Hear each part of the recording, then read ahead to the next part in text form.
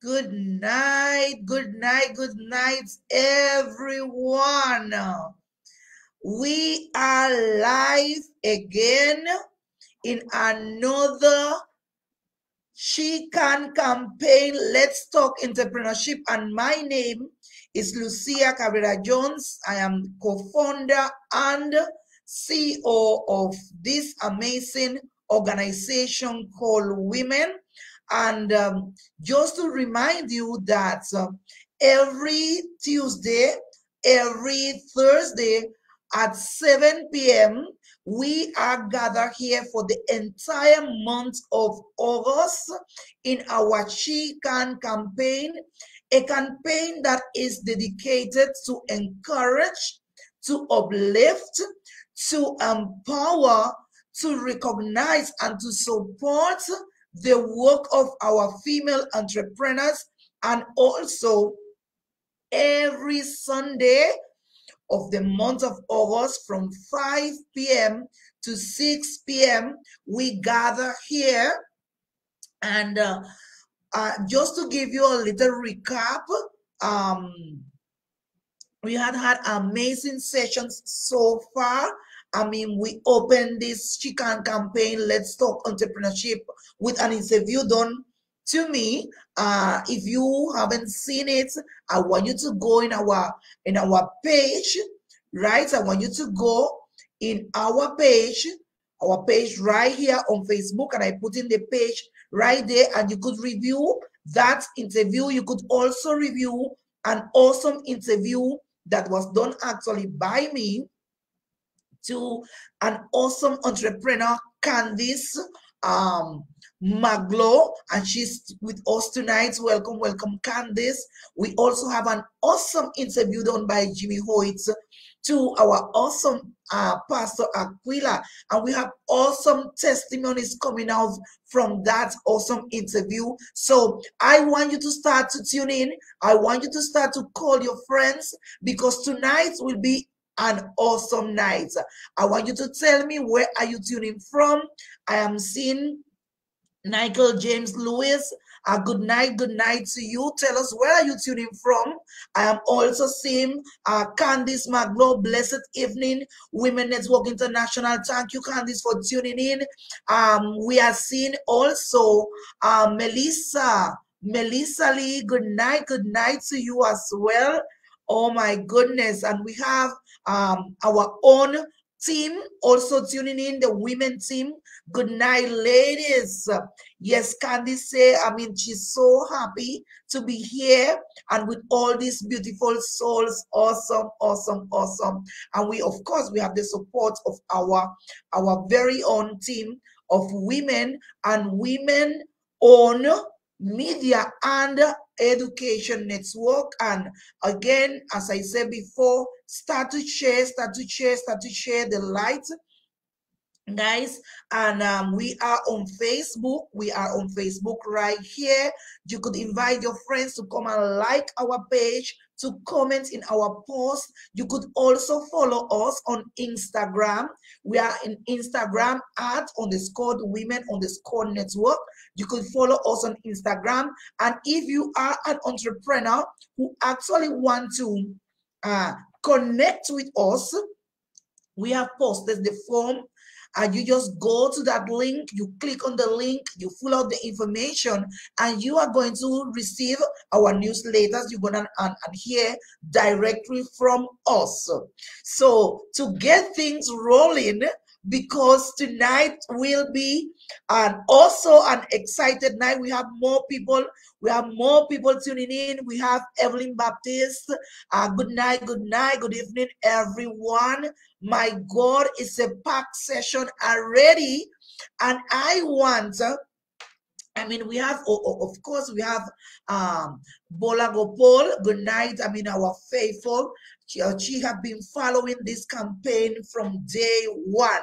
So it's 7 minutes into the hour, and I have already taken 7 minutes from our special guest tonight. And let me tell you something. I am so excited about this interview tonight, because This awesome lady that I am about to bring to you, she was actually one of my former students at the University of the West Indies. So if I cannot tell you anything about this powerful woman, is that at least I know that she is an electrical and computer engineer graduated at the University of the West Indies. But what happened after? What happened after all that years that I wasn't really in touch with our special guest tonight, Kizzy Melissa Lee-Gibbs, tuning in with us tonight. Good night, good night, good night, Kizzy. Glad to have you there good night. What an introduction. What an introduction. Good night, everyone. And certainly what a packed session we have tonight. Yes. And more people coming. Again, send all your likes in this live, so Facebook will start to move and start to notify the people who already are not in. But without any further ado, Kizzy, I want you to tell us tonight, because I know for sure you are an electrical and computer engineer, right? Tell us a little bit about this, Kizzy, and how I just discovered you back, and you are a big-time entrepreneur. Just tell the audience a little bit about that, Kizzy, why engineering and how that transition happened, a little bit about the challenges if you encounter any. Just delight us with your story of entrepreneurship tonight. Take it away. Sure, no problem. Thank you so very much. And I first need to say a special good night to all our special guests online. You know, I'm so grateful for your support tonight and your support for such a beautiful and impactful initiative through this women's NGO that, I mean, I was telling Miss, so you'll hear me call her Miss because I can't believe it, you know, I'm speaking with Miss tonight. And, you know, it was such a moving experience to be here right now. So that electrical electrical engineering journey, I started off, my dad actually is an electrical technician, right? And I had different options. I thought about becoming a geologist. I always wanted to be an archaeologist.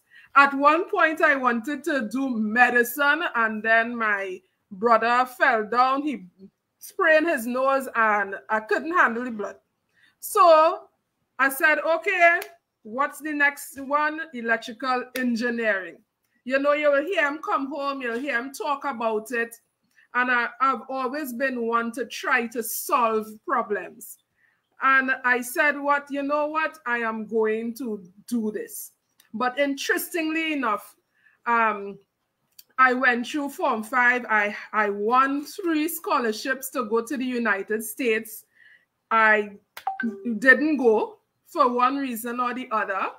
And from there on, I went, because of that feeling of failure, sense of not accomplishing something I was really looking forward to. I went on to Form 6 and failed everything outright. Wow.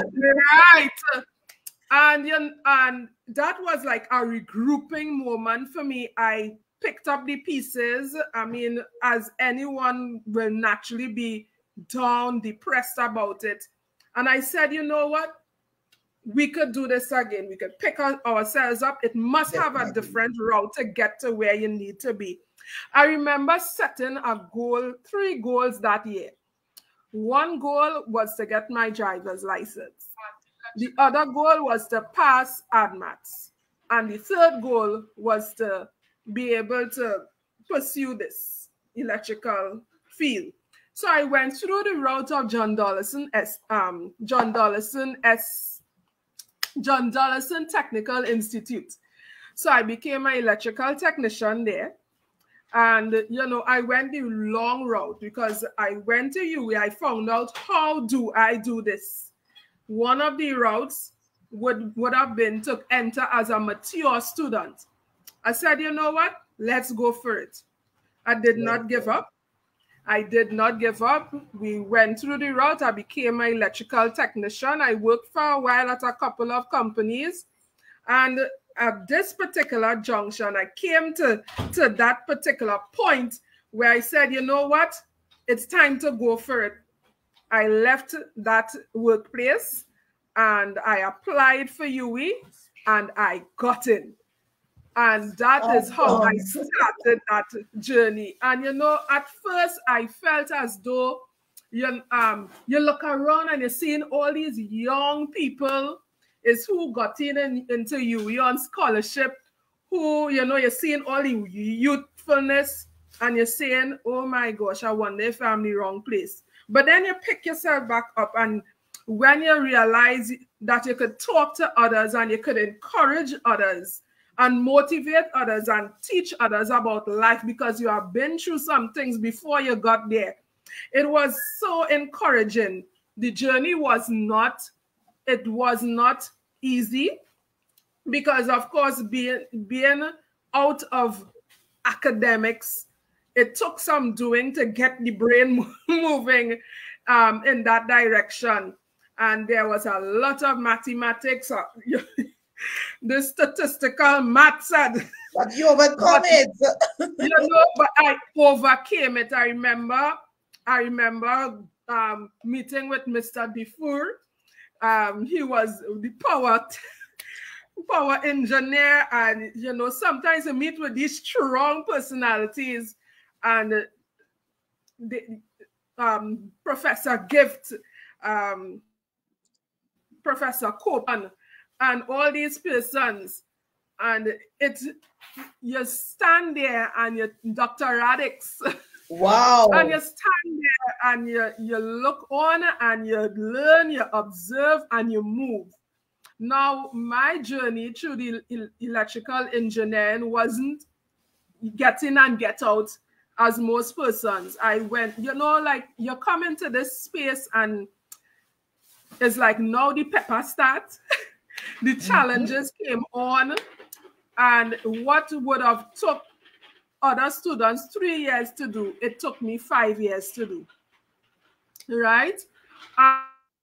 And it was 5 years of hills and valleys. And, you know, I oftentimes don't share that part with persons, but what it helps me, it really helps me when I come to the classroom. And because I'm a teacher now, and I am able to encourage those students. Listen, I failed maths in engineering 10 times. And I just kept on going and kept on going. And on that last time, I passed it with a distinction. So, you know, on the end of that 5-year journey, I came out with not just a degree, but a character that said, listen, never give up. Keep at it. Never give up. Don't allow others to tell you that you are less than and not good enough and not able, because with God, all things are possible. And yes, if anything I need persons to walk out of this interview with is knowing that nothing is impossible with God at his side. And that has been my engineering journey. And, you know, I met so many persons, you know, along the way. You, for instance, I remember hearing your story coming straight from Cuba, you know, and, you know, and it intrigued me with the strength. I remember you sharing the strength of your mom and you know, her standing there as a single parent. And it's stories that inspire you.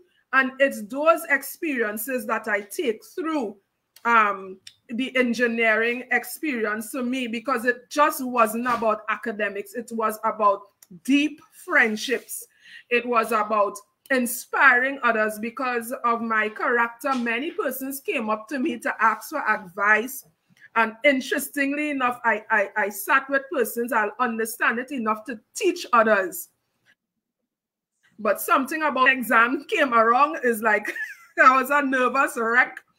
So, you know, it was challenging, but through it all, I thank God for the journey. I thank God for every lesson learned. And most of all, I thank God for the character that it allowed me to develop through those times. And that was the engineering experience And for I me. mean, and I am so thankful and grateful to God, that somehow along the way, on my humble position as a lecturer to you at that moment, and I was able to contribute a little bit to that formation. And what can I tell this audience? I mean, the Kizzy Lee I met when I started, and as you hear she say, she spent a number of years there, and never give up. And I mean, I really admire that resilience. Someone who will come and ask over and over and over. I mean, the rest have been history. Look at us today. Something that started with a relationship of a lecturer to a student. Today we are friends. Today we basically could say we are all together in this world of entrepreneurship. And you have already talked about this engineering road that I want to believe that somehow that character build you into what you are today. Because Kizzy, today you are an awesome entrepreneur. What took you now from this engineering route into entrepreneurship? Because I understand that you still have a job. You are now a teacher. Imagine life, huh? You struggled when you were a student, but now through those struggles, you are in a position to teach other students. How how Yes. how that have been to you? How that have impacted your entrepreneurship career? What have been the challenges? Tell us a little bit about that transition um, into entrepreneurship life, balancing it to still having a full-time job. What challenges and what you could tell someone that might be looking out tonight and is trying to make a decision, someone who have a passion, who have a desire, who have a purpose locked up and still hesitating because other issues of life. What could you tell us about that? Let me start by saying I remember listening to Miles Monroe. He is one of those teachers that I really admire as a mentor in terms of how he views life. And I remember him saying, there's a difference between work, right, and what you do in terms of your gifting, right? And the thing about it, the difference between work and your job. Your job is what you do that brings in, may bring in the money until you go home to do what is your actual work, which is your calling in life, your gifting, your purpose.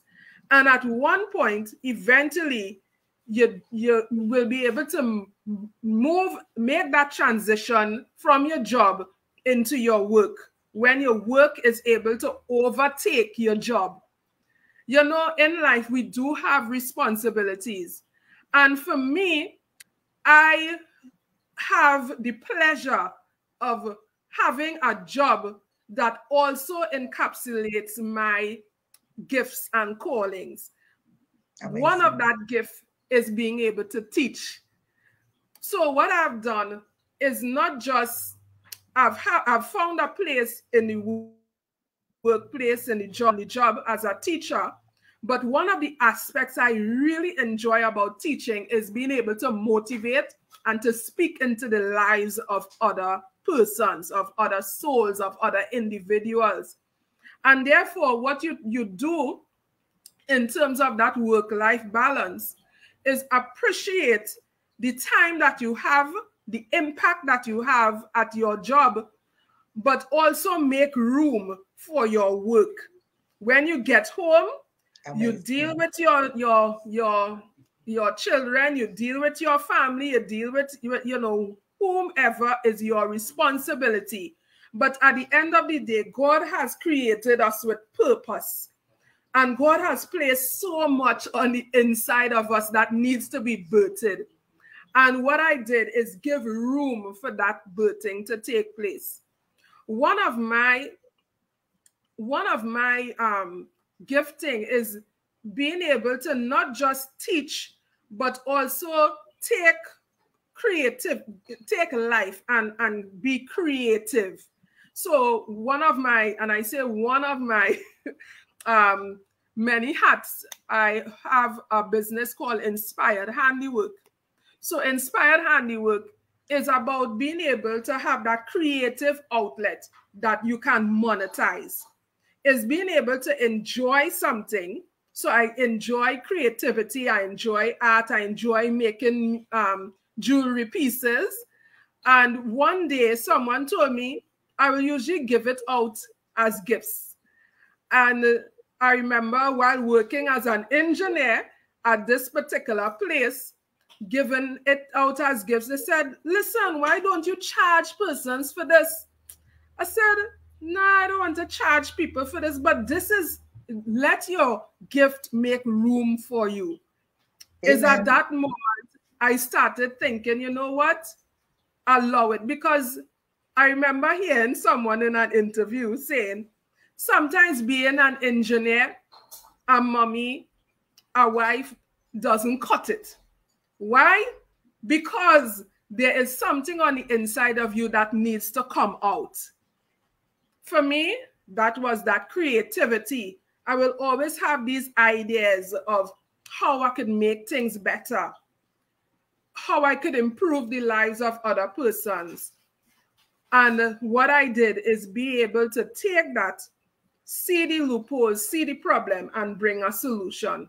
So if you want to say it in a different way, I found a different way to use my engineering skills, which is to be that problem-solving person. So how do you work that? You ensure that you create time for all that you need to create time for. Take things one day at a time.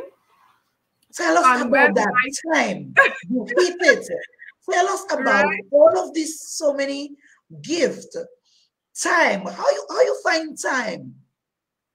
For me, I try my best to work things in a box. There's a box for work, going to work. When you come home, there's a box for dealing with the children and family. And when they are going to bed, there's a box for dealing with entrepreneurship and ideas. Now, so I must admit, in the pandemic, things got mixed up. Because, of course, you were expected to work from home. You're doing the schooling at home, the online schooling, and you're trying to juggle the business. And yes, it did get overwhelming. I will not sit here and tell you that I am the queen of time management. I actually went, during that time when things started to get a bit muddy, I actually went to a person called Tamara Rock. She is a time management coach, and it might sound strange, but the thing about it is when you see what God is doing in your life, you make the necessary investments to ensure that you operate at a spirit of excellence. And when you sit down and you realize those pain points, those points that you need to work on, those things that are keeping you back, you address it. For me, time management was getting the better of me, and I made that investment. And that was one of the pivotal moments for me, because out of that came some other things that I will talk about later. Oh, so my goodness. Kizzy, I'm sitting here and I'm like, wow, where Kizzy had all of this inside of her while she was at UE, and how come I couldn't never pick up with this? I mean, you was always so quiet. So you know what? That's again tell me, as we say in life, do not ever judge the book by the cover, because look at how much of an entrepreneur you have inside of you for so many years. And I mean, you conducted yourself, you're so quiet, calm, and collective. I could have never pick up with this, but I'm so thankful and grateful now to God that we could be speaking in a different capacity, entrepreneur to entrepreneur. And I mean, we have getting so many nuggets so far. I mean, time management and addressing what is your weakness, right? Addressing what is actually jeopardizing your entrepreneurship career. You know, especially someone like you who wearing so many hats. I mean, we really appreciate it, and the audience appreciate it. I mean, the comments are amazing, amazing. So, Kizzy, moving up a little even further, right? Um, we talk a little about you and you as an entrepreneur, a little bit about those challenges. If you met someone right now who are, let us put it that way, in that crossroad of decision making, right? Somebody that actually already identified they have a passion, and if this person just come to you and with that distress of, I mean, that overwhelm, with your experience, with your challenges that you have overcome so far, what would be the best advice that you will give that female entrepreneur right about now? For me, I would say take some time and regroup. Ask yourself those important questions. Some of those questions would be, what am I good at? What do others say I'm good at? And what do you think makes you excited about life? When you have those answers, you sit down, you write those steps down, and you plan out exactly when you're going to execute those steps. Because the thing about dreams and visions is that you have to step out with faith, and faith is something that you need to put into action. Faith without works is dead. So you put it down and you have the faith. Once you could see, you sit down and you visualize how you want this thing to come out, how you want this thing to look. And once you have done that, get a book. I am a very strong believer in writing things down, because I believe that when you write something down, it brings it to life. You bring it out of the imaginary and you put it out tangible where you could start to see it in the flesh. Once you have done that, don't talk to everybody about it.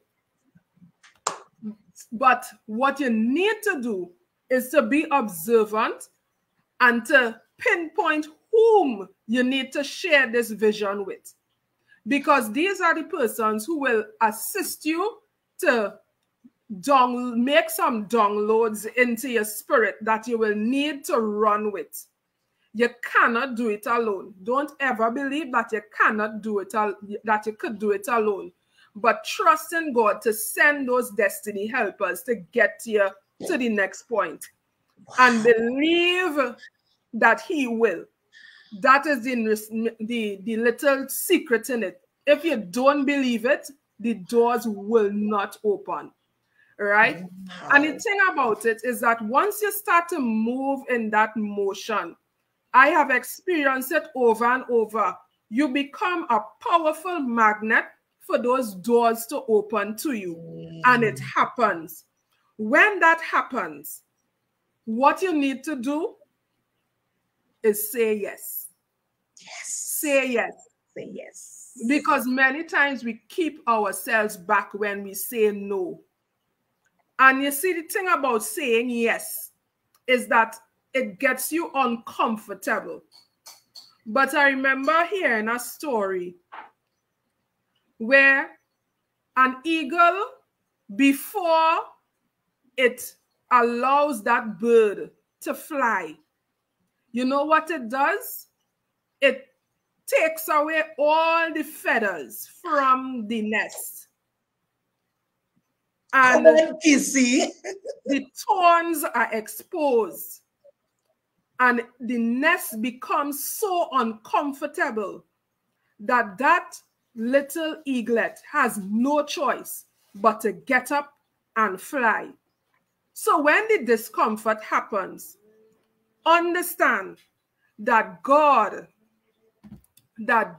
is making things uncomfortable, not to distress you, not to stress you, but let patience have its perfect work. When it starts to get uncomfortable, smile, because you know of a sure the best is yet to come. And allow God to help you through. Speak to him and say, Lord, be direct with your questions. I am not able to get through this. I need you to help me through this. Whatever it is, Lord, I feel fearful. I feel as though I don't have enough money. I don't have enough resources. And yes, we in our fleshly nature, we will be fearful. We will feel as though we're not good enough. But the thing about when you write things down, you can look back and see the evidence that he came through for you. And you hold on to that and you move to the next step. And whenever it starts to get overwhelming, you stop, you reassess, you get the right people to bring you up again, and you go again. You talk to that sister. Wow. You get through that next hurdle, and you get up and you go again, because it takes one day at a time. And you'll make a decision today. You do something tomorrow. You do something next week, but look back and see that you are consistent. Forgive yourself, but for you not being able to carry the load some of the days. But what's important is to be able to pick up that load and go again. Get the necessary advice, and when you sit in the seat of good counsel, run with the counsel that you have been given. Because in the multitude of counsel, there is wisdom. Amen. And that's the lessons that I will impart to others, right? Well, let me tell you something, ladies. I mean, if you are not sharing this live right now, you are actually preventing someone to get these nuggets raw and direct. And you know, I am so really so convinced, right? Somebody was messaging me today, and how the different interviews has impacted that person in different ways. And I mean, and the person say, Lucia, this thing that you guys are doing is really of God, because it's speaking to me anytime that you all come through, anytime, every single speaker. And let me tell you this, Kizzy. Last Sunday, we had Pastor Aquila, and Pastor Aquila actually gave us 3 keys, you know, who is in your circle, with the story of Ruth and Naomi. And she talked about another powerful story where they say you have to hush, don't say nothing, right? Don't say nothing, just like Esther, right? Just wait for the appointed moment. And then third, she say make a covenant, just like Hannah. And you know that you actually have given us the same advice in a different context and actually apply to the way that you overcome your obstacles. So, Yes. ladies, let me tell you this, ladies and gents, because as we have been saying in all our segments, this is a campaign. This is a 31 days campaign dedicated to actually do this, to bring up the best within us as entrepreneurs, is to encourage the upcoming new upcoming entrepreneurs, those ladies who still sitting in the bench of doubt, doubting themselves of their purpose, doubting themselves of their passion, those ladies who still have that that buried potential. This month is for that. This month is to actually dig up. Just do like the eagle in the nest. Take up the feathers, take up the cushions, right? And get uncomfortably comfortable on birthing our entrepreneurial purpose.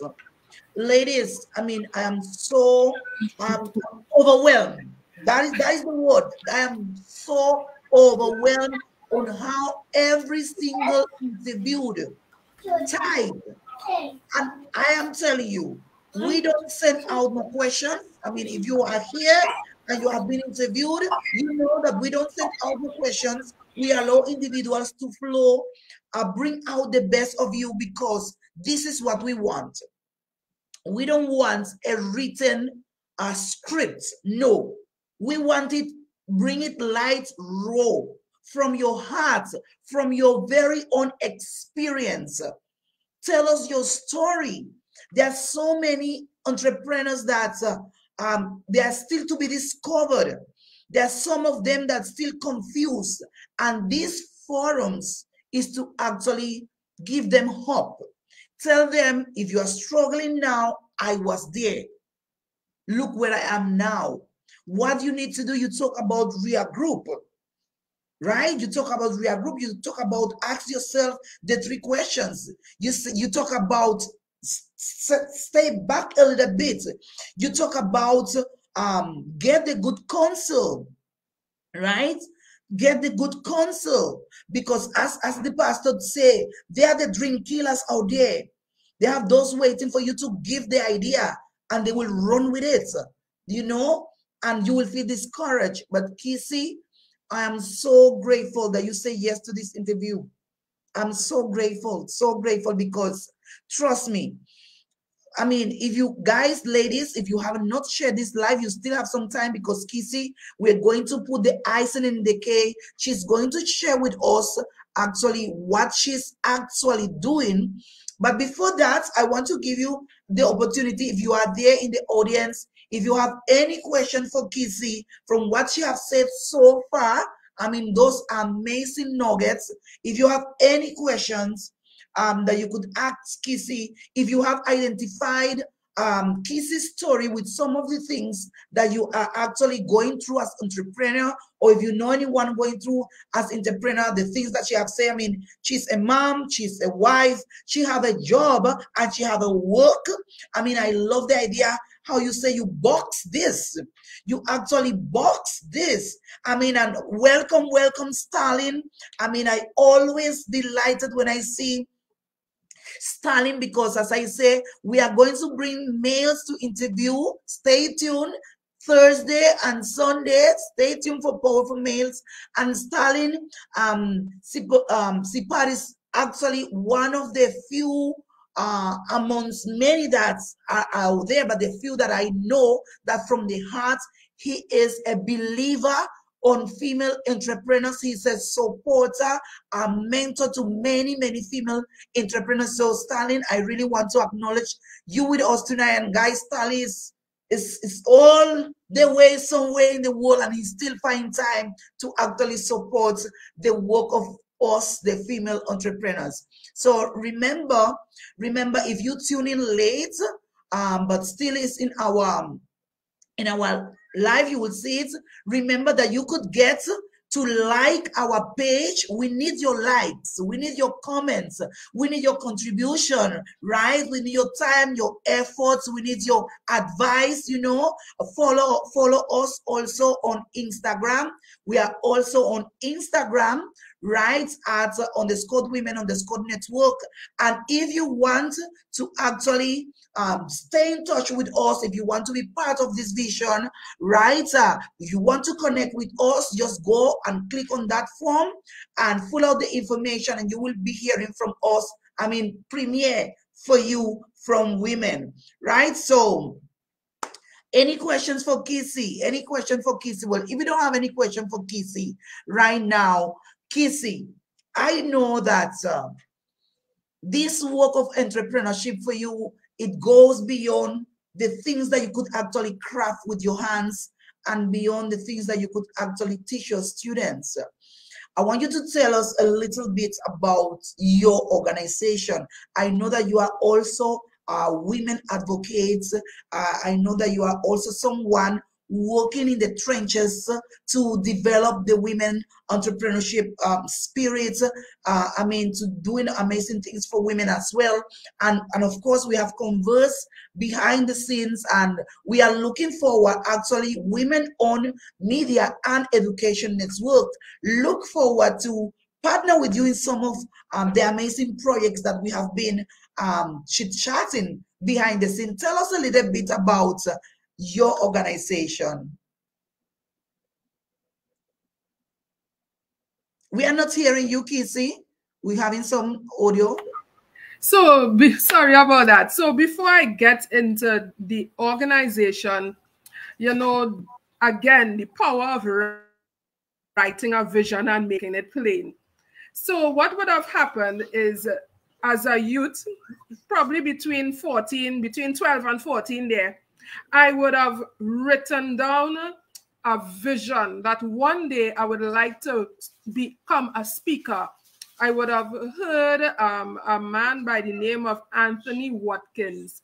He is a really great motivational speaker, and he would have spoken to us, and I told myself one day I would do that. And fast forward, I had a young lady, a little baby, a baby girl after 3 boys.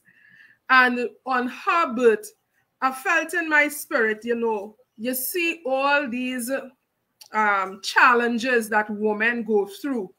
And you go through these challenges and realize that how much, I mean, you hear that there's help, but somehow there is still room for more help. And especially in my area, there weren't many organizations available to give women that assistance. So I thought to myself, do I make it into a business to motivate persons, or do I create an opportunity where women and girls could get help for free or at reasonable rates so that it crosses across barriers to reaches all who are in need of that help? So that's the short version of it. And there was birthed Freedom to Rise. So Freedom to Rise is a non-profit organization that treats with women and girls who have lost their sense of identity and purpose because of a plethora of challenges and crises that they come up in life. And what I wanted to do is not just give a hamper or just just come and you give out clothes, but I wanted to provide a holistic approach to dealing with women, to be able to build a mindset, to be able to build up their spirit, to be able to provide a platform to inspire, to be able to help them see their gifts and their calling and their purpose, and help them to bring that into the light and see how they could assist their families to get out and move on. Because it's one thing to give someone a hamper that could feed them for today, feed them for tomorrow, even feed them into next week. It is one thing to give them clothes on their backs, but it's another to empower the mind and to help them to be able to see who they are in themselves, and to help them to see that what they have in their hands, that they can use it. And this is what Freedom to Rise is all about. It's helping them to get out of this cage that limits them and allow them to see the changes that they go through as a butterfly and emerge and rise to every occasion. One of my favorite poems is from this lady, And Still I Rise. Oh gosh, Maya Angelou. And it speaks of all that she's been through. And if you study, her life, she's been through a lot. But at every challenge that came her way, yet still I rise. And it helps me to really go out there and to bring it to life. So what we did, we opened a physical women's outreach center because we operated. Actually, tomorrow is our anniversary. We'll be 3 years old tomorrow. So we have been 3 years around, and yes, it has been challenging, but what keeps you going is knowing the woman that you help, you get the opportunity to help, and knowing that you can assist in some way and that you would have changed the trajectory of someone out there from one that would have seemed a bit dim, and get them into a space, a place, and a mindset that allows them to see that they are more than they can be. Now, over the years, it will have some persons that we may not be able to touch. Some persons would have came into the organization, some would have left. And, in the early parts, I would have been fazed about it. But as you grow and mature, you realize that you are not everyone's cup of tea. And whomever you have been sent to this earth to help, they will find you. And whoever you are meant to bring along and to pull up, they will come into your space, and those are the persons whom you have been meant by God Almighty to impact. And the thing about it is that there are so many women's organizations out there. Yes, that's fine. However, there is something that God has placed on the inside of you as an individual and inside of me as an individual that is meant for a specific person for such a time as this. And this is what we all need to embrace. We all need to embrace our own abilities that God has placed on the inside of us, whatever resources that God has placed on reserve just for us. We need to tap into that and do what needs to be done, because there's someone who is waiting for that light to shine on them and to allow them to see their freedom to rise. Oh my God. That's what the organization is all about.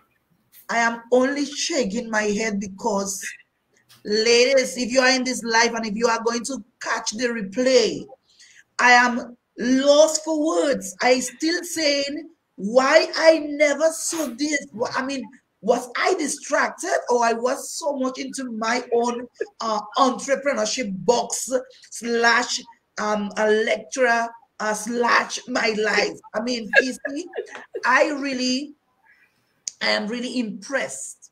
I mean, we have talked, and definitely we are going to do things together. And you said something that I myself talk about that in my interview.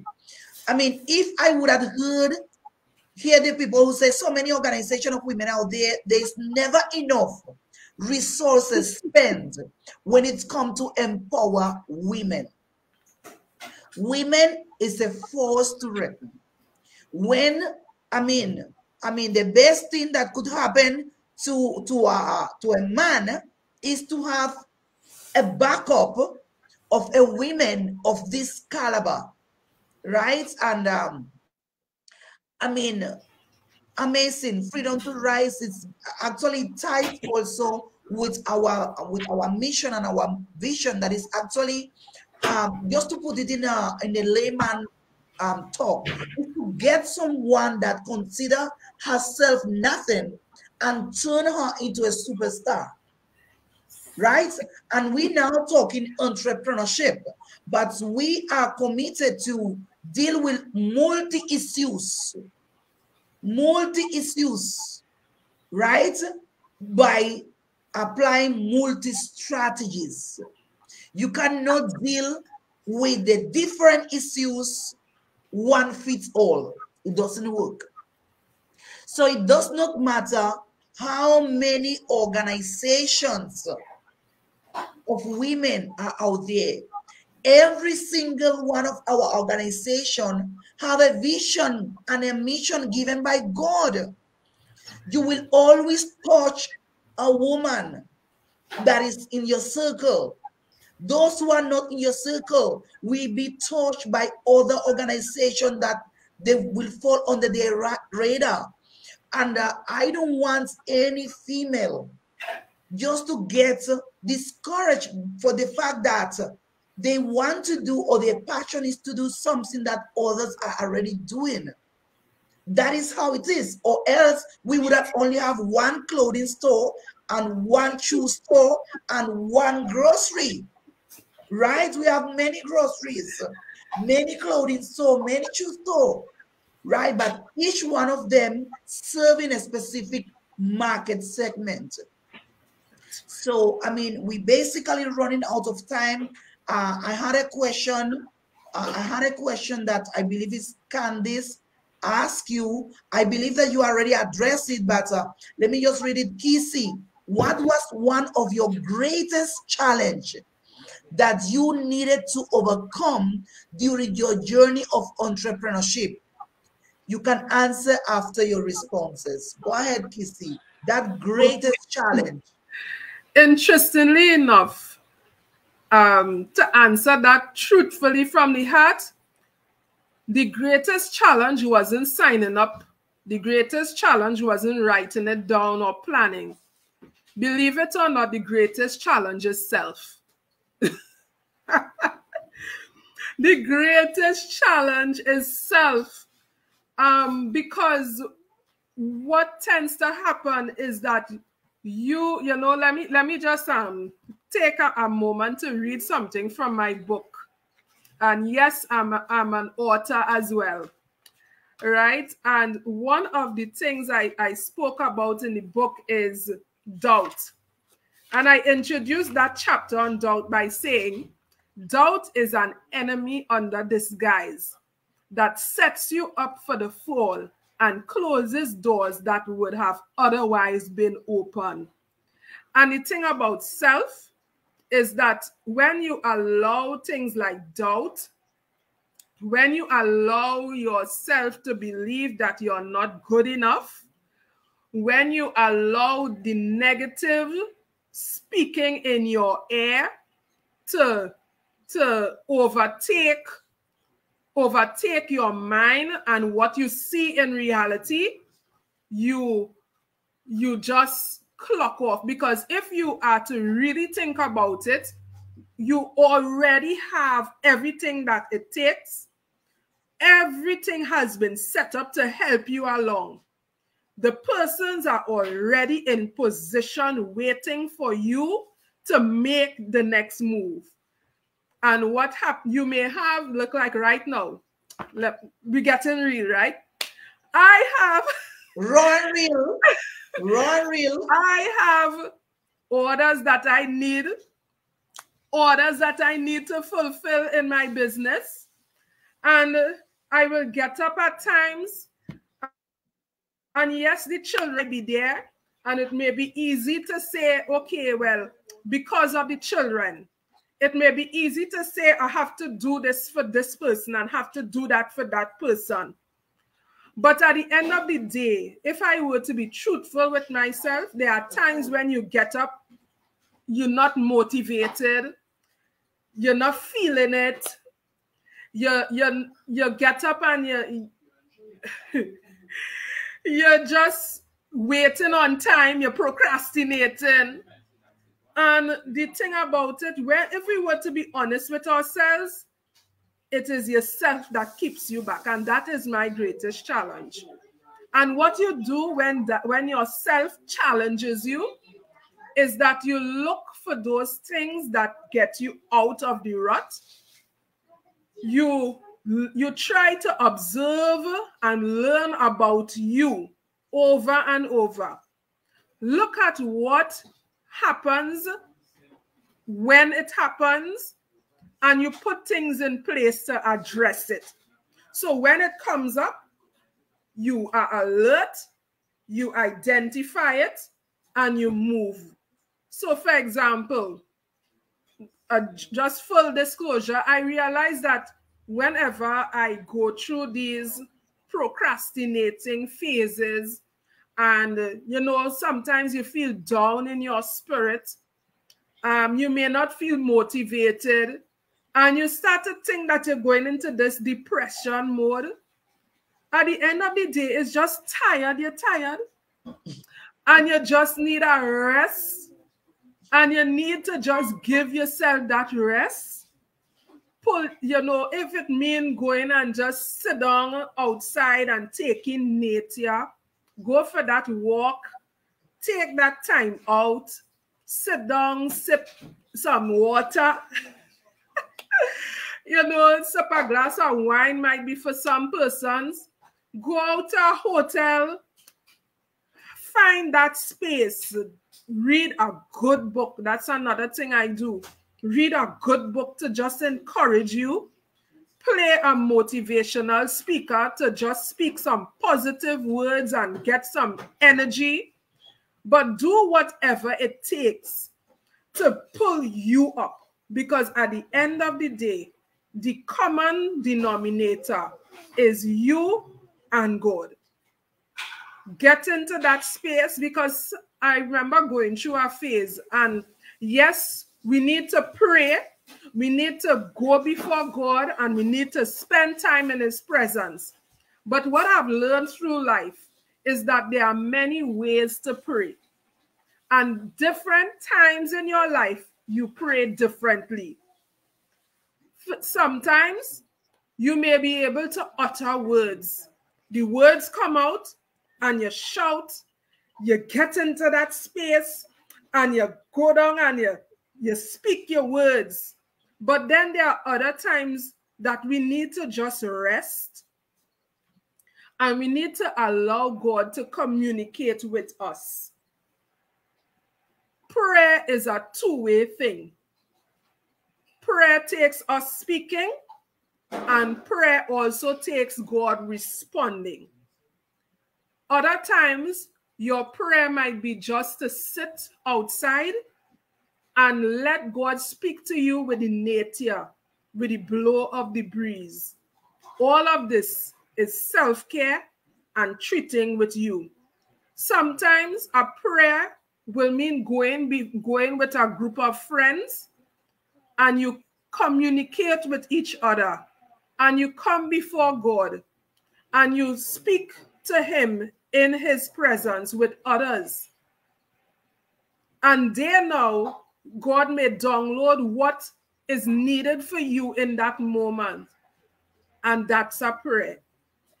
So when you come to appreciate that we are our greatest kickback and challenge in the whole sphere of things, whether it be entrepreneurship, family, whatever you are going through, whatever you need to challenge head on, whatever vision that you need to birth, realize that there are two common denominators that we need to treat with. It's ourself and our relationship with our Abba Father. Once we can treat with this, we are able to do all things through Christ who strengthens us. And that is an awesome and powerful way to actually close this interview. I mean, I wish I had more time, because I had enjoyed this 1 hour and 1 minute and 43 seconds that we went over 1 minute and 45 seconds, but it's all worth it to hear it's real and raw. And that is what we want in this chicken campaign. Bring it real, bring it raw. That is the only way we are going to help our women out there. It has been an amazing, amazing hour. I definitely gonna look over to this. I mean, I have to take in some of those nuggets for my own self. I mean, as Candy say, rest is important. You say rest is important. The thing is that we're thinking that we always have to be hustling, but there's something that I have learned in this work of entrepreneurship. Sometimes you have to slow down to speed up. Sometimes it takes slowing down a bit, doing that introspection, this analysis, this assessment, as you say, that regrouping to actually take off bigger and better. What could I tell you, ladies? We're closing down tonight, but I want to encourage and challenge every single one of you. Do not come along on Thursday. Thursday, we are going to have a male entrepreneur. You don't want to miss it. I am telling you, look out for everything every single day on our social media and be informed. Like our page, share our page, get in touch with us, follow us. I mean, be part of this vision, be part of this initiative. You will never, never regret it. So that is it for tonight. You'll have an amazing and blessed rest of the night. And thank you so much for sharing with us tonight, Kizzy. Good night. Thank you for having me. It was a blessing. Yes, indeed.